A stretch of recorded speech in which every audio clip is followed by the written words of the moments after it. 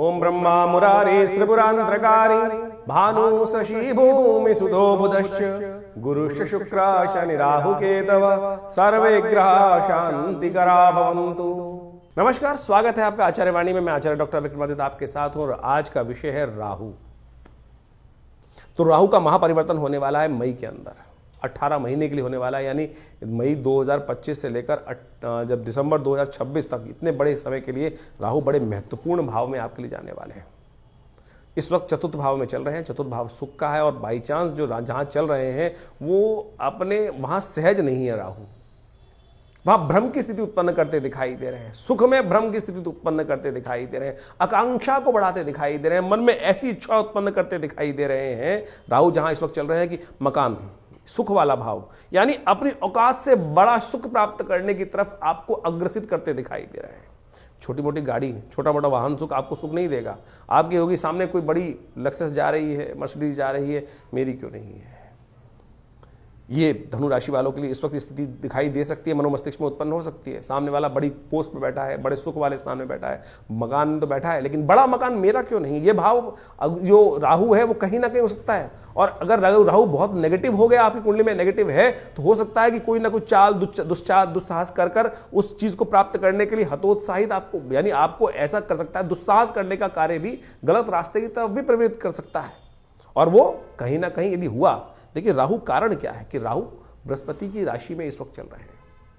राहु बृहस्पति की राशि में चलते हैं तो क्या, बृहस्पति खुद हवा है, खुद वायु कहा जाता है कि वायु के संबंध में कहा जाता है उनके बारे में, हवा में ही रहते हैं।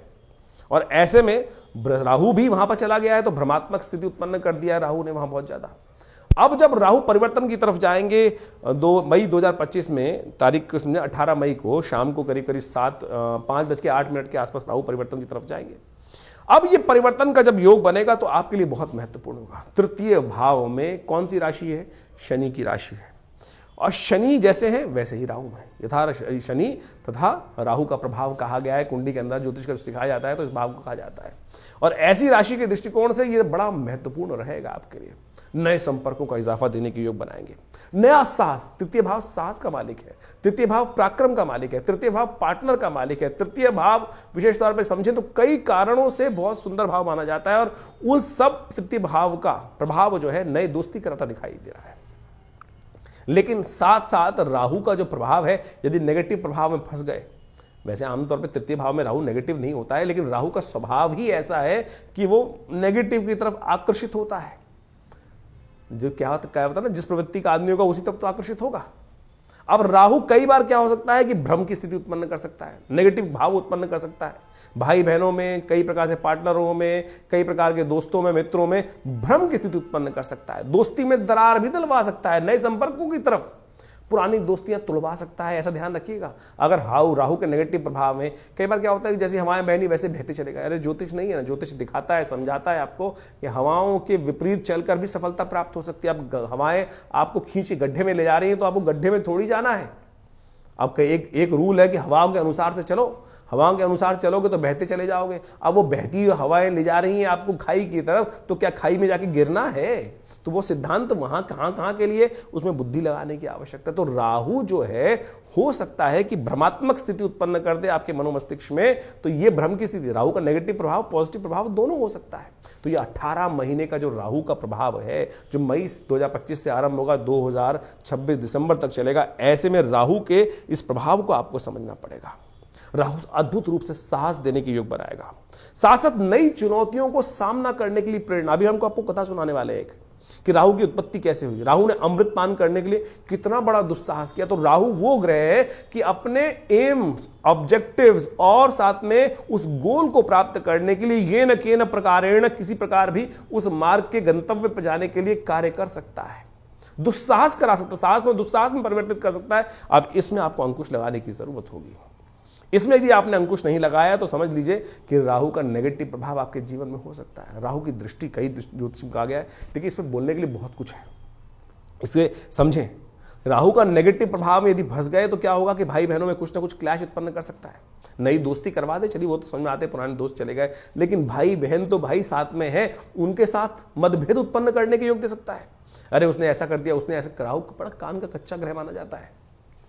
और राहु जिससे ईर्ष्या कर लेता है ना, उनको कभी छोड़ता नहीं है। तो यानी ऐसी स्थिति बन सकती है कि आपके मनोमस्तिष्क में जुनून तैयार हो जाए कि तूने मेरा नुकसान किया, मैं तेरे को छोड़ूंगा नहीं। इस प्रकार के गलत जुनूनों को आपको बदलने का प्रयास करना चाहिए, नहीं तो राहु नेगेटिव हो सकता है। राहु की दृष्टि सामने धर्म पर भी पड़ रही है, तो ध्यान रखना, ऐसे में राहु का जो प्रभाव है वो आपको कहीं ना कहीं कारणों से धर्म से विमुख किया। अब बड़ा आध्यात्मिक ग्रह है, धर्म जहां पर है, धर्म के विमुख जो है उल्टा अधर्म ही है, इस बात का ध्यान रखना। धर्म के विमुख जाओगे तो फिर गलत रास्तों में, गलत रास्ते दोस्त क्या करेंगे, बैठ जुआ खेल। और राहु ने अगर नेगेटिव प्रभाव में फंसे तो आपके भाग्य को दुर्भाग्य में परिवर्तन करने में देर नहीं लगेगी। राहु का आध्यात्मिक महत्व पहले समझें कि आध्यात्मिक महत्व क्या है। वो कथा से, पुराण से समझ में आ सकता है आपको। कालगणना के अनुसार से हमारे पुराणों इत्यादियों में बहुत सारी कथाएं इंगित की गई हैं। राहु, जैसा हमने आपको बताया, एक बड़ा हठी ग्रह है। आपको उसकी पौराणिक कथा तो समझ में आती होगी, बहुत सारे लोगों को शायद ज्ञान नहीं है, उसके संबंध में समझ लीजिए कि राहु का प्रभाव हठी क्यों है। कहा जाता है संसार के अंदर विशेष तौर पर समय समय पर विभिन्न घटनाएं घटी। एक बार संसार में समस्त, कहा जाता है कि देवताओं और दैत्यों ने मिलकर सोचा कि अब संसार में बहुत सारी निधि की समाप्ति हो गई है, बहुत सारे चीज़ें कम हो गई हैं, निधि समाप्त हो गई थी संसार से। महालक्ष्मी जो है वो सागर में विराजमान हो गई थी और पूरे संसार से ऐश्वर्य, समृद्धि इत्यादि धीरे धीरे क्षय हो गई थी। तो कहा जाता है कि आवश्यकता आविष्कार की जननी है। जिस प्रकार से तो देवताओं ने और दैत्यों ने मिलकर कुछ विचार किया, क्यों ना शोध किया जाए, मंथन किया जाए। तो उन्होंने सागर मंथन करने के लिए सुंदर व्यवस्था बनाई। जब सागर मंथन किया, उसमें से विभिन्न विभिन्न रत्न, 14 रत्न जिनके बारे में कहा जाता है, वो उपस्थित हुए। महालक्ष्मी उपस्थित हुई, चंद्रमा उपस्थित हुए, ऐरावत हाथी उपस्थित हुआ, उच्च श्रवा घोड़ा उपस्थित हुआ, काल जो जहर था वो उपस्थित हुआ, और साथ साथ अमृत भी उपस्थित हुआ। अमृत यानी वो तत्व जो इस संसार में अमरता को प्रदान करते हैं।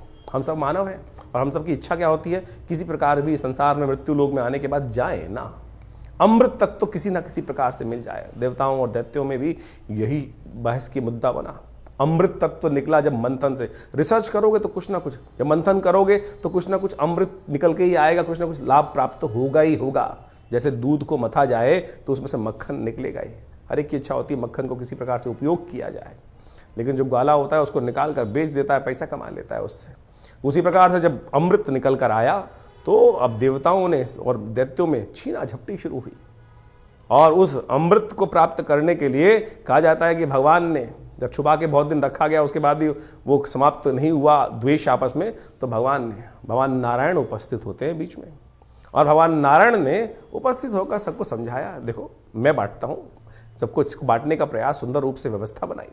और मोहिनी रूप भगवान ने धरा और कहा, भगवान अब सोचे कि बहुत सारे लोग भ्रांति उत्पन्न कर सकते हैं कि मोहिनी रूप धर के तो एक तरह से छल किया गया है।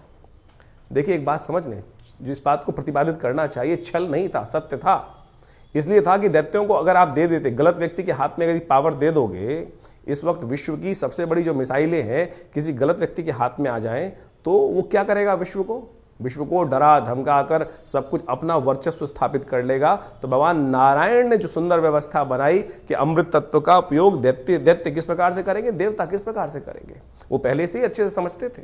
तो उन्होंने सुंदर व्यवस्था को बनाने का प्रयास किया कि दैत्यों को किसी प्रकार भी अमृत नहीं मिलना चाहिए। उन्होंने देवताओं को और दैत्यों को अलग अलग पंक्ति में बिठाया और कहा जाता है कि जैसे ही वो अमृत तत्व उनको पिलाते थे और देवताओं को अमृत पिलाते चले जा रहे थे, और जब अपनी माया से वशीभूत करके दैत्यों को सुरा यानी कुछ साधारण जल जो था वो पिलाते चले जा रहे थे। सबको लग रहा था कि अमृत तत्व प्राप्त हो रहा है, लेकिन भगवान का जो स्वरूप था मोहिनी अवतार में सारे संसार को मोहित कर कर इस प्रकार की व्यवस्था बना रही थी। कहा जाता है एक राक्षस था, शास्त्र में उसकी अनेक अनेक कथाएं हैं, लेकिन हमने जितना अध्ययन किया, स्वर्ण नाम का एक राक्षस था। स्वर्ण नाम का एक राक्षस था, उसने इस छल को देख लिया, पहचान गया भगवान को कि भगवान क्या कर रहे हैं कि देवताओं को अमृत पिला रहे हैं और जो दानव हैं, दैत्य हैं, उनको अमृत की जगह कुछ और पिलाया जा रहा है और समझ में किसी को आ नहीं रहा है। तो वो चुपचाप उस पंक्ति से, दैत्यों वाली पंक्ति से निकल कर, कहा जाता है कि देवताओं की पंक्ति में स्वर्ण नाम का राक्षस जो था, दैत्य था, और कहा जाता है वो उत्पन्न ऋषि कश्यप से हुआ था और सिंहिका नाम की उसकी माता थी। और वो वहां कश्यप गोत्र है उसका जो राहु है उसका कश्यप गोत्र माना जाता है। कहा जाता है कि वो वहां जाके देवताओं की पंक्ति में बैठ गया और जैसे ही वो बैठा जाकर और भगवान पिलाते पिलाते उसकी बारी आ रही थी, ये छल जो था, ये सांप जो किया इसने, जो स्वर्ण नाम के राक्षस ने देवताओं की पंक्ति में आके बैठने का, ये पहचान लिया किसने? सूर्य ने और चंद्रमा ने। सूर्य और चंद्रमा ने ये सूचना देवराज इंद्र को दी और देवराज इंद्र ने ये सूचना जैसे ही भगवान को दी कि भगवान आप जिसको अमृत पिलाने जा रहे हैं वो देवता नहीं, राक्षस है, दानव है, स्वर्ण नाम का राक्षस है। तो भगवान ने जैसे ही पान करवा रहे थे भगवान उस देवता स्वरूप में बैठे हुए उस राक्षस को, स्वर्ण को, तो उसने जैसे ही पान किया तो भगवान ने जैसे ही उसको मुंह में जा चुका था उसके अमृत जो था, भगवान ने चक्रधारी भगवान ने चक्र चलाकर उसकी गर्दन काट दी। जो मुख था वो राहु बन गया और जो अधोभाग था वो केतु के रूप में उपस्थित हो गया। तो समझे ये स्वभाव कैसा है। अब यहां राहु की उत्पत्ति हो जाती, ये है राहु। राहु की हठता थी, अमृत का पान कर चुका था तो इसलिए अमर हो गया। हमेशा बहुत सारे लोग राहु को मानते नहीं है कि ग्रह है। अरे भाई वो वास्तविक छाया नहीं, वास्तविक सत्य है, हठी है। आपकी राशि में जिस प्रकार का प्रभाव उत्पन्न करेगा आपको समझना चाहिए। ये पुरानी कथाओं को आदि भौतिक आदि दैविक रूप से यदि आप उसको सत्य को समझ लें तो जीवन में उस वास्तविकता को क्या प्रभाव उसका होगा, यहीं से प्रभाव निकल कर आएगा। वो राहु का जो प्रभाव है छल रूप से करके, यानी क्या छला उसने? अपने उस मंतव्य को पूर्ण करने के लिए उस राक्षस योनि से हटकर देवताओं की पंक्ति में जाकर बैठ गया और भगवान तक को, सोचें कितनी बड़ी सुंदर ये कथा क्या समझा रही है कि भगवान तक को, यहां भगवान ने नहीं छला, यहां भगवान तक को छलने के लिए राहु उपस्थित हो गया। तो राहु इस प्रकार का ग्रह है कि जो आपको किसी भी धर्मात्मा व्यक्ति को छल सकता है अपनी हठता को पूर्ण करने के लिए। तो इस भाव को समझें कि राहु क्या प्रभाव आपके जीवन में उत्पन्न कर रहा है। ये हमने जो राहु का ग्रह का प्रभाव आपको बताया ना कि आपकी राशि के अनुसार से आपकी जन्म पत्री में किस भाव में कहां बैठकर किस प्रकार का प्रभाव उत्पन्न करेगा, क्या कराएगा आपके लिए। तो सत्य रूप में इस कथा को हमने इसलिए उपस्थित किया है कि वो आप समझ सकें राहु का प्रभाव नेगेटिव भी होता है, पॉजिटिव भी होता है। हर व्यक्ति के अनुसार से ऐसा नहीं है कि नेगेटिव ही होगा। तो आपकी राशि के अनुसार से जो प्रभाव हमने समझाया है उसके लिए आपको सही रूप से कुछ उपायों की आवश्यकता है। तो धनु राशि वालों, आपने आध्यात्मिक तौर पर जो राहु की कथा शास्त्रों में वर्णित की गई उसको समझ लिया और हमने आपको यह भी समझाया कि राहु का प्रभाव किस प्रकार का होने वाला है। जब आपके लिए 25 मई से परिवर्तन करके राहु आपके तृतीय भाव में आ जाएंगे और वहां पर शनि वाले घर में बैठकर क्या खेल खेलेंगे, ये आपको सफलता दिलवाने के लिए, पहचान दिलवाने के लिए अद्भुत कार्य आपके पराक्रम के द्वारा करा सकते हैं और साथ साथ नई चुनौतियों का सामना करने की हिम्मत आपके लिए बहुत अद्भुत प्रकार से दे सकते हैं। आपके संचार, आपकी जो वोकल माध्यम है, जो चीजें हैं, उस संचार को, संदेश को दूसरे तक पहुंचाने के लिए बड़ी कुशलता से, उत्कृष्ट प्रकार से कार्य करने की योग्यता आपके अंदर उत्पन्न कर सकते हैं। लेकिन बस ध्यान रखना है, क्लैश में अच्छे और बुरे की पहचान राहु नहीं कर पाते हैं। ध्यान कर लेना बस, क्योंकि राहु बड़े जिद्दी हैं, अपने लक्ष्य की प्रति प्रेरित होकर किसी प्रकार से किसी के भी कान, हाथ पैर कान काट सकते हैं और कुछ भी कर सकते हैं। अब कितनी देर के लिए, समझे, राहु जो अभी आपको कथा सुनाई हमने, वो ग्रहण करने का राहु सूर्य को ग्रसित करने के लिए छोड़ते ही नहीं है। साल में 2-2, 3-3 बार भी वो ग्रहण लगाने की कोशिश करते हैं, लेकिन कितनी देर लगा पाओगे भाई। इस सिद्धांत को समझो कि जो सूर्य प्रकाश दे रहा है उसको कुछ देर के लिए कलंकित कर सकते हो, बहुत लंबे टाइम के लिए कलंकित नहीं कर सकते। ये भ्रम ज्योतिष के दृष्टिकोण से आप यदि क्लियर कर ले तो आपके विचार ठीक हो सकते हैं। तो धनु राशि वालों, आपके लिए कुछ खास उपाय हम बताने का प्रयास कर रहे हैं। एक बात तो ध्यान रखने का आपको प्रयास करना चाहिए, कभी कभी हो सके तो हाथी को कुछ गन्ना इत्यादि, बाई चांस कभी आ जाए, हाथी बाजार में आ जाए, मिल जाए तो गन्ना खिला दीजिए हाथी को, पत्ते खिला दीजिए हाथी को। श्री गणेश की नित्यपति उपासना आपकी राशि के दृष्टिकोण से सबसे श्रेष्ठ हमें दिखाई देती है। ओम गौम गंगणाधिपतये नमः, इस मंत्र का नित्यपति जप हर बुधवार के दिन गणेश जी के मंदिर में जाकर थोड़ी उन्हें दूर्वा अर्पित कर दीजिए। आपकी राशि के दृष्टिकोण से बुद्धि को सही रूप से रिद्धि सिद्धि का देने का उपाय हमारे को अनुसार दिखाई देता है। यदि आप ये कर ले तो बहुत अच्छा आपके लिए योग दे सकता है। इस समय राहु के निमित्त ओम भ्रांग भ्रींग भ्रौंग से राहवे नमः इस मंत्र का जप, हो सके तो शिव परिवार का संपूर्ण रूप से अभिषेक बड़ी श्रद्धा के साथ, कभी कभी जब प्रदोष का योग बन रहा हो, जब यानी जिस महीने में एक बार प्रदोष का योग बनता है, जब प्रदोष बने तो त्रयोदशी और शाम के समय व्याप्त हो तो उस दिन विशेष तौर पर भगवान शंकर के मंदिर में जाकर उनका अभिषेक करने का प्रयास करें। देखिए, आप समझे राहु का जो दिन नहीं है, बहुत सारे लोग भ्रांति में फंस जाते हैं कि राहु का उपाय जो है राहु काल से जोड़ देते हैं। राहु काल एक अलग कैलकुलेशन है, वो एक नेगेटिव समय माना जाता है, लेकिन राहु का जो समय है वो है सूर्यास्त के बाद, अंधेरा होने से पहले, जो करीब करीब 2 घड़ी का समय है, 45 मिनट तक के आसपास का समय जो सूर्यास्त के बाद है, वही राहु का काल माना जाता है, राहु का समय माना जाता है। इस समय में प्रदोष काल जो है श्रेष्ठ है। उस समय प्रदोष काल में जाकर यदि ये उपाय आप कर लें तो बहुत सुंदर रूप से आपके लिए कष्ट निवारण करने के योग बन सकते हैं। राहु ग्रह को ठीक करने के लिए शास्त्र में अनेक अनेक उपाय बताए गए हैं। राहु भ्रमकारक ग्रह है, राहु वास्तव में मिथ्यात्मक ग्रह है, राहु बड़ा महत्वाकांक्षी है, और इन सब का प्रभाव राहु पर जब पड़ता है तो उसके लिए ठीक करने के लिए देखिए, सकल पदार्थ हैं जगमाही, कर्महीन पुरुष पावत नाहीं, ये तुलसी बाबा ने बहुत सोच समझ के एक बात लाइन लिखी है।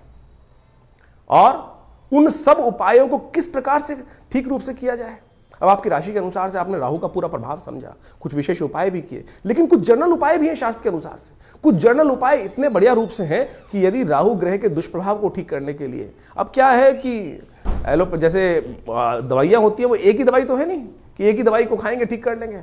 अब हर भ्रांति के व्यक्ति को ठीक करने के लिए 5 उंगलियां बराबर नहीं है, अरबों लोग हैं, और अरबों लोगों के हिसाब से अनेक अनेक उपाय। किसकी भ्रांति, किसी की दीक्षा, किसी का मंत्र में इच्छा ना हो तो राहु का उपाय कैसे करेगा, किसी की किसी और चीज में इच्छा ना हो तो वो कैसे राहु का उपाय ठीक करेगा। तो हम अनेक उपाय आपके समक्ष उपस्थित कर रहे हैं। देखिए, वैसे तो सबसे श्रेष्ठ जो है वो जो उपाय है राहु के, वो तो मंत्र, दान और साथ में औषधि विज्ञान के अनुसार से जो उपाय बनते हैं वही बनाने चाहिए। 3 तरह के उपाय शास्त्र में सुंदर रूप से प्रमाणित जो बताए गए हैं, 3 कैटेगरी के उपाय, वो है सबसे पहला मंत्र, फिर दान, और उसके बाद औषधि, प्रकृति से जो औषधि उत्पन्न होती हैं वो सब राहु के नेगेटिव प्रभाव को ठीक करने के लिए बहुत अद्भुत कार्य करती हैं।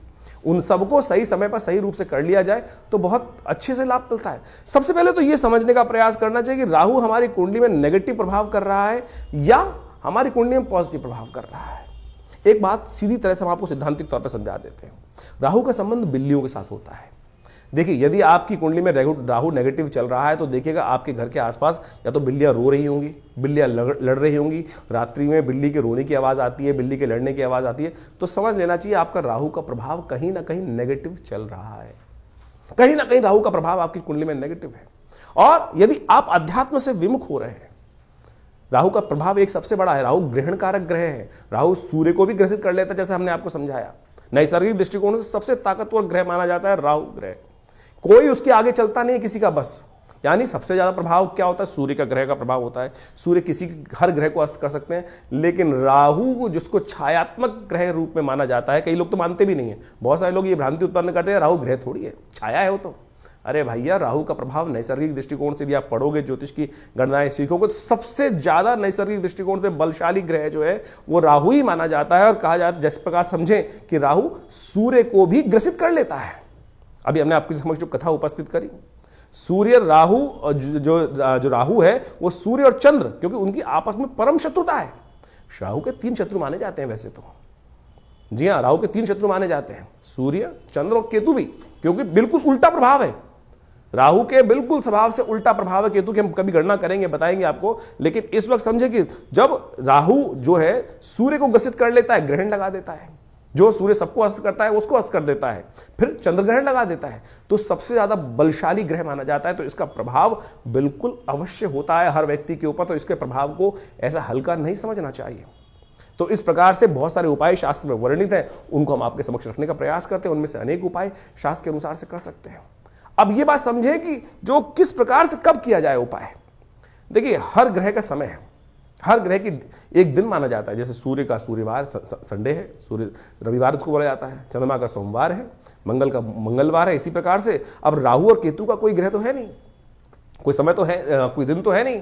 लेकिन राहु का जो समय है वो है प्रदोष काल, सायंकाल। जो प्रदोष काल है, सूर्य अस्त जब हो जाते हैं, अंधेरा नहीं होता है, जो वो करीब करीब 2 घड़ी का आसपास का समय, 45 मिनट के आसपास का समय, वो राहु का वास्तविक समय माना जाता है, जिसको पक्की शाम बोला जाता है। तो ऐसा समय जो है वही प्रदोष काल है। इसलिए संबंध किससे निकला, शिव के साथ संबंध निकला। प्रदोष काल जो है सबसे श्रेष्ठ माना जाता है शिव के लिए, समस्त दोषों से रहित काल माना जाता है। और ऐसे में शिव के की आराधना, समस्त प्रकार के दोष जो है ना, ग्रहों के प्रभाव जो है वो त्रिपुरारी हर सकते हैं। तुलसी बाबा ने कहा है ना कि जो त्रिपुरारी हैं वही हमारे जो जीवन को शुभ कर सकते हैं, समस्त दोषों को हर सकते हैं। त्रिपुरारी भगवान शंकर जो हैं वही समस्त दोषों को हर सकते हैं। तो भगवान शंकर की समस्त प्रकार की आराधनाएं जो हैं वो राहु के नेगेटिव प्रभाव को दूर करती हैं। तो शाम के समय भगवान शिव का सुंदर रूप से अभिषेक करना, दूध से करना, जल से करना, घी से करना, शहद से करना, ओम नमः शिवाय का जप करना, बिल्वपत्र अर्पित करना, रुद्राभिषेक करना। उपयुक्त ब्राह्मणों के द्वारा जब राहु का नेगेटिव प्रभाव चल रहा हो तो क्या कर लें, सबसे पहले रुद्राभिषेक कर लें भगवान का। ये बड़े सुंदर रूप से कार्य कर सकता है। और साथ साथ क्या करें, ओम ओम भ्रांग भ्रींग भ्रौंग, जैसा हमने आपको बताया अभी कुछ देर पहले, ओम भ्रांग भ्रींग भ्रौंग से राहवे नमः, ये राहु का बहुत अच्छा मंत्र है, इसका जप कर लिया कीजिए। एक और राहु का उपाय प्रभाव बताए, राहु का मंत्र जप जो करें रुद्राक्ष की माला से कर सकते हैं, वो कोई दिक्कत नहीं है, लेकिन बड़े शुद्ध रूप से करें। बड़ा सीधा साधा मंत्र है, ओम भ्रांग भ्रींग भ्रौंग से राहवे नमः। एक काम और कर सकते हैं, जो पूजा वाले नारियल होते हैं ना, जब राहु का नेगेटिव प्रभाव किसी प्रकार भी ठीक ना हो रहा हो तो एक काले कपड़े में शनिवार के दिन रात्रि के समय शाम को जब सोएं तो अपने सिराने 4 पूजा वाले नारियल काले कपड़े में लपेट के रख लें और सुबह किसी चलते पानी में उसको प्रवाहित कर दिया करें। ये राहु का बहुत अच्छा नेगेटिव प्रभाव को दूर करने के लिए अद्भुत उपाय है।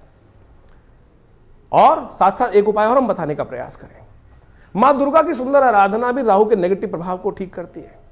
एक बात और समझ लें, किसी प्रकार का तामसिक आहार, किसी प्रकार का गलत भावों में जाना, ये राहु के नेगेटिव प्रभाव को और बढ़ा देगा। राहु किसका प्रतीक है, अभी हमने आपको कथा समझाई, राहु जिद का प्रतीक है। अभी आपके मनोभाव में यदि जिद आ रही है तो यानी वो समझ लीजिए राहु नेगेटिव प्रभाव उत्पन्न कर रहा है, इतना हटी कि जाकर भगवान के उस छल को पहचानने के बाद उस भी अपनी हटता पे अड़ा रहा। देखिए सामने किससे लड़ने जा रहा था, एक साधारण राक्षस भगवान नारायण से लड़ने के लिए उपस्थित हो गया और उनके विमुख जाकर यानी अपनी हटता, अपने मंतव्य को पूर्ण करने के लिए इतना हटी राहु ग्रह है कि जाकर वहां बैठ जाता है। उसको पता था मेरा क्षय होना निश्चित है, लेकिन फिर भी दाव खेल जाता है। तो ऐसा हटी राहु ग्रह है, उसको ठीक करने के लिए गोमेद रत्न बड़ा अच्छा है। 8 रत्ती का गोमेद आप धारण कर सकते हैं, लेकिन शुद्ध रूप से मिल जाए। तो आज की तारीख में तो रत्नों का ऐसा हिसाब किताब हो गया है कि वो लैब में बनाकर लोग बेच देते हैं, फिर वो कल्चर्ड है तो क्या उत्पन्न करेंगे। इसके साथ साथ आप राहु का जो प्रभाव है वो भी उसको ठीक करने के लिए कार्य कर सकते हैं। आप एक काम कर सकते हैं, कोयला लेकर यदि शाम के समय चलते पानी में उसको प्रवाहित कर दीजिए, कभी कभी ये उपाय कर लिया कीजिए। मूली का दान करना भी राहु के लिए बड़ा अच्छा उपाय माना जाता है। एक उपाय और बताया आपको हम, बड़ा सुंदर उपाय है। देखिए राहु जो प्रभाव है ना, वो भ्रम का प्रभाव है। भ्रम छाया कारक ग्रह है। राहु के उपाय को, राहु के नेगेटिव प्रभाव को ठीक करने के लिए काम कर सकते हैं आप नित्य प्रति। देखिए हमने जैसे कहा कि औषधि जो विज्ञान है वो बड़ा सुंदर है। अपने घर में गूगल की धूम्र उपस्थित किया करें।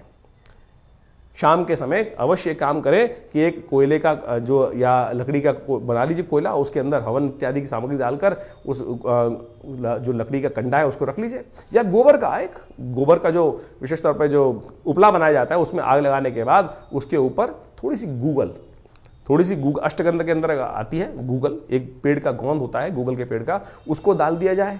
ये बड़ा सुंदर प्रभाव है। राहु के नेगेटिव प्रभाव को धूम्र उपस्थित कर आप राहु के नेगेटिव प्रभाव को ठीक कर सकते हैं। राहु के विभिन्न कोण हैं। जो नैऋत्य कोण माना जाता है वो राहु का कोण माना जाता है। उस कोण को, घर को साफ रखने का प्रयास करें, गंदगी ना रखें उस कोण को। उस राहु जब नेगेटिव हो रहा होता है, समझ लीजिए उस कोण में घर में नेगेटिव आनी शुरू हो जाती है। उस कोण में कम से कम जूते ना रखें, नैऋत्य कोण में जूते ना रखने का प्रयास करें, गंदा न रखने का प्रयास करें। और तो और समझे, राहु का नेगेटिव प्रभाव जब हो रहा हो, घर के दरवाजे जो है वो क्या होता है, आवाज करने लगते हैं, ची ची ची की आवाज आने लगती है, चिटकनी खराब होने लगती है, तो उनको ठीक रखने का प्रयास करना। ये सब वास्तविक दृष्टिकोण से भी बड़ा सुंदर उपाय है। इनको रखने का प्रयास ठीक करेंगे तो बहुत सुंदर रूप से लाभ प्राप्त होगा। जो आपके घर में राहु क्या है, एक नेगेटिव ग्रह है और धूम्रात्मक ग्रह है। कोशिश ये करें आपके घर में गंदगी नहीं होनी चाहिए। जैसे आपके नहाने की जगह, स्नान करने की जगह है, वहां बहुत सारी, कई बार क्या होता है, काई लगी है, कुछ लगी है, घर में बहुत सारी सीलन आई हुई है, तो समझ लीजिए राहु का नेगेटिव प्रभाव आपके जीवन में चल रहा है। उसको तुरंत ठीक करने का प्रयास करें।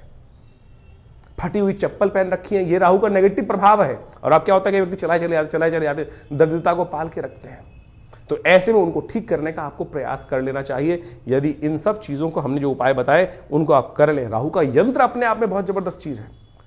राहु के मंत्र से करीब करीब 18,000 मंत्र को जप करके ओम भ्रांग भ्रीं भ्रौंग से राहवे नमः, इस मंत्र से सिद्ध करा हुआ राहु का यंत्र आप स्थापित कर सकते हैं। ये 1.5 साल तक बिल्कुल रूप घर में रखें, उसका नेगेटिव प्रभाव यदि सही रूप से जप हुआ है।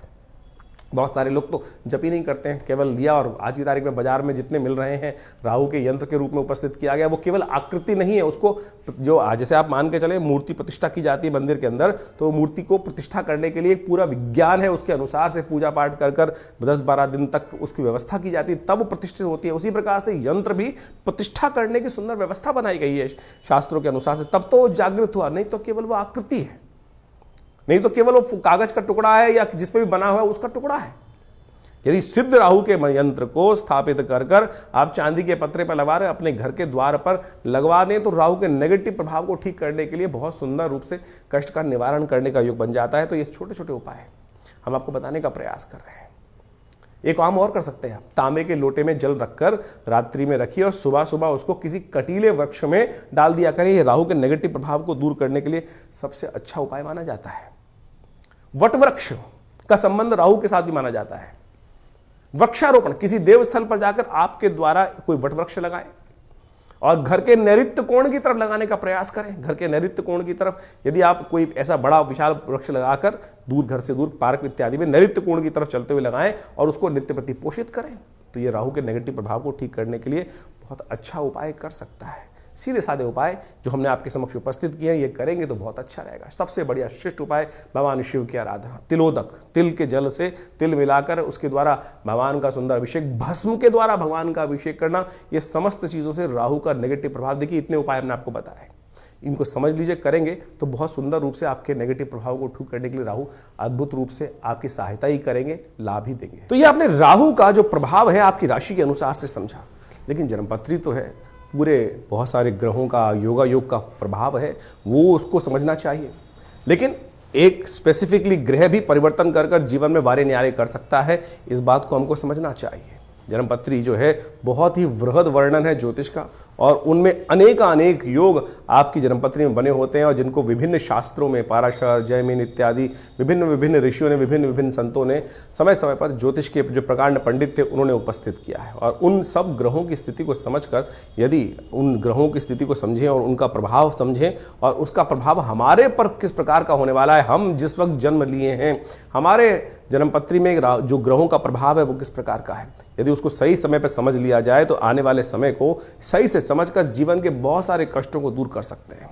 कई बार क्या होता है कि जब भाग्य में बहुत कुछ कष्ट लिखा होता है तो हम सही जगह पहुंच नहीं पाते हैं। इसलिए भाग्य को, ज्योतिष विज्ञान जो है, ज्योतिष को विज्ञान कहा जाता है, ज्योतिष को शास्त्रों में जो विज्ञान की बात की गई है, देखिए सोचें कि आज नासा की जो गणना है वही हमारे ज्योतिष शास्त्र की गणनाओं को बिल्कुल मैच करती हैं। चाहे वो ग्रहण का प्रभाव हो, चाहे वो ग्रहों की दूरी हो, चाहे वो ग्रहों की गति हो, चाहे वो ग्रहों का जिस प्रकार से अस्त होना, दिखाई देना, किस प्रकार का योगा योग बनना है, कब, आज नहीं 100 साल बाद का भी गणना ज्योतिष शास्त्र के अनुसार से बताई जा सकती है, और वो बिल्कुल एग्जैक्टली मॉडर्न एस्ट्रोनॉमी के पॉइंट ऑफ व्यू से बिल्कुल एग्जैक्ट बैठती हैं। तो आप इस बात को सत्य रूप में समझ लें कि ज्योतिष के प्रकांड पंडित जिन्होंने इस संपूर्ण ज्योतिष विज्ञान की संरचना अनादिकाल से करी, अनादिकाल से, कोई इसको गणना की जाए कि 100 साल, 500 साल पहले, 1000 साल पहले या 2000 साल पहले, नहीं, अनादिकाल से। भारत के अंदर वेद विज्ञान के अनुसार से जो सृष्टि संवत लिखा गया है वो करोड़ों में है, और उसके अनुसार समझ सकते हैं कि हमारी काल गणना बिल्कुल एग्जैक्ट कहाँ से रही। हम विकसित थे, विकसितता की तरफ चलते चले जा रहे हैं, और ज्योतिष की महत्ता इसी बात से प्रपूरित हो जाती है कि ज्योतिष की जो गणनाएं हैं वो बिल्कुल आज मॉडर्न साइंस के अनुसार से एग्जैक्ट बैठती हैं। तो इस बात को हमें ज्योतिष विज्ञान को समझना चाहिए और ग्रहों की गणना के अनुसार से चीज़ों को समझते हुए कार्य कर लेते हैं। बहुत सारे लोग विडंबनाएं मन में उत्पन्न कर सकते हैं कि सब बकवास है, कुछ नहीं है, क्या नहीं है। ऐसे तो मॉडर्न जो हेल्थ पॉइंट ऑफ व्यू से जो मॉडर्न विज्ञान है उसके अनुसार भी बहुत सारी चीज़ जंजाल बन जाती हैं, और लेकिन जब भाग्य होता है तो सही दिशा, सही डॉक्टर पे व्यक्ति पहुंच जाता है और उसके द्वारा बताए गए निदान को प्राप्त कर आरोग्यता प्राप्त कर लेता है। वही ज्योतिष विज्ञान है कि सही समय पर हमें सही समय की चाल समझ में आ जाए और उसका प्रभाव हमारे जीवन पे किस प्रकार का प्रभाव होने वाला है वो समझ में आ जाए, तो हम जीवन के वारे कष्टों को दूर कर सकते हैं, वारे न्यारे कर सकते हैं। तो इसलिए अपनी ज्वरम पत्री को समय समय पर दिखाते रहना चाहिए। ये जो हम लगातार संवाद आपके समक्ष अपने चैनल के माध्यम से उपस्थित करते रहते हैं, बताते रहते हैं ग्रह गणनाओं के बारे में। अब देखिए यहाँ पर तो राशि के अनुसार ही बताना पड़ेगा, यहाँ तो ग्रहों की चाल के अनुसार ही बताना पड़ेगा। क्यों? क्योंकि अरबों लोग हैं संसार के अंदर, हर एक का भाग्य अलग है। बिल्कुल जो आपके मन में प्रश्न उठ रहा है कि हम जो ज्योतिष की राशि के अनुसार से बात करते हैं तो 12 राशियों में पूरे संसार को नहीं बांट सकते, बिल्कुल सही बात है कि उसको, लेकिन आउटर पेरिफेरियल तो सेट कर सकते हैं। क्या योग है, वो उस योग के अनुसार से समझ तो आ सकती है चीजें, लेकिन आपकी जन्मपत्री में किस प्रकार का योग कैसा बनने वाला है, कब बनने वाला है, उसको क्या निदान किया जाए, उसके लिए आवश्यकता है कि जो पर्सनल जो कंसल्टेशंस होती हैं, जन्मपत्री में विचार विमर्श किया जाए, वो समय समय पर परिवर्तन होता रहता है। और उसके लिए आप समझें, जानें, और उसके लिए पर्सनली आप आश्रम पे आ भी सकते हैं, संपर्क साध सकते हैं। यह आश्रम जमुनापार दिल्ली में स्थित है, विवेकानंद योगाश्रम, और यहाँ पिछले करीब 60-70 सालों से विभिन्न पराविद्याओं पर शोध चलता है। आचार्य श्री केशव देव जी महाराज के सानिध्य में रहकर हमको ये सुख प्राप्त हुआ कि जिसके द्वारा हमने इस ज्योतिष विज्ञान को उनसे बाल्यकाल से ही सीखा, समझा और उन विवेचनाओं को उपस्थित किया, बहुत सारे शोध किए, बहुत सारे मंत्रों का उपचार किया, बहुत सारे यज्ञ इत्यादि आज भी उसी रूप में चलते हैं। नित्य प्रति 8 घंटे यज्ञ चलता है विवेकानंद योगाश्रम में, जो आचार्य श्री केशव देव जी महाराज के द्वारा स्थापित किया गया। आप भी उस यज्ञ में समय समय पर जो कार्यक्रम होते हैं उसमें आगे स्थित हो सकते हैं। विभिन्न ग्रहों के उपचार किए जा सकते हैं, विभिन्न ग्रहों की जो समस्याएं हैं उनके निदान जो है ना वो अनेक रूप से बताए गए हैं। सबसे बढ़िया मंत्र जप, यज्ञ, यंत्र, दान इत्यादि बताए गए हैं। औषधि के अनुसार से बहुत सारे उपाय बताए गए हैं, उन सबको हम समय समय पर आपके समक्ष उपस्थित करते रहते हैं। तो आप इस संस्थान पर आकर माँ भगवती का सुंदर श्री विग्रह जो विराजमान है उनके भी दर्शन कर सकते हैं। और उन्हीं का प्रभाव है कि जो आज इस तपस्थली पर नित्य प्रति 8 घंटे यज्ञ चलता है, भगवान की कृपा से समस्त रूप से बहुत बड़ी गौशाला है और वहाँ पर भी गौ सेवा इत्यादि के कार्य किए जाते हैं। औषधालय है जो योग, प्राकृतिक चिकित्सा, आयुर्वेद, फिजियोथेरेपी, एलोपैथिक को इंटीग्रेट करके हम बहुत सारे रोगों का निदान करते हैं। भारत सरकार के पैनल पर हैं, भारत के जो एक्रेडिटेशन अथॉरिटी है NABH, उससे एक्रेडिटेड हॉस्पिटल है, यानी मॉडर्न फैसिलिटी के साथ साथ इस संस्थान को बनाया गया है। आप इन समस्त चीज़ों का लाभ लेते हुए आप इस संस्थान से जुड़ें। धन्यवाद।